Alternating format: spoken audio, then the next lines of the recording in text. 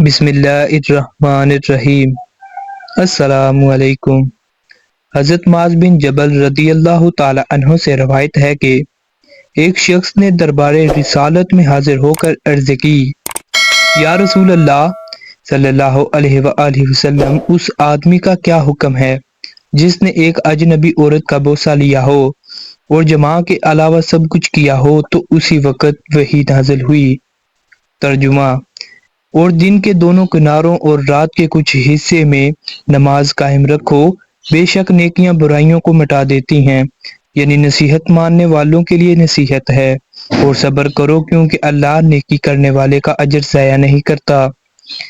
پھر آپ صلی اللہ علیہ وآلہ وسلم نے وضو کر کے نماز پڑھنے کا حکم فرمایا۔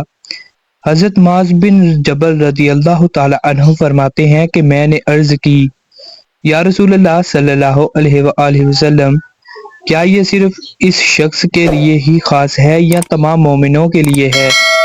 نبی کریم صلی اللہ علیہ وآلہ وسلم نے ارشاد فرمایا، نہیں، یہ تمام مومنوں کے لیے عام ہے۔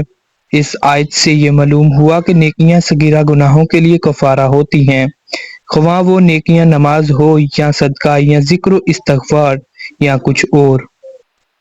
تو ملتے ہیں دوستو ایسی مزید ویڈیو کے ساتھ، اس وقت تک کے لیے اللہ حافظ۔ اللہ حافظ۔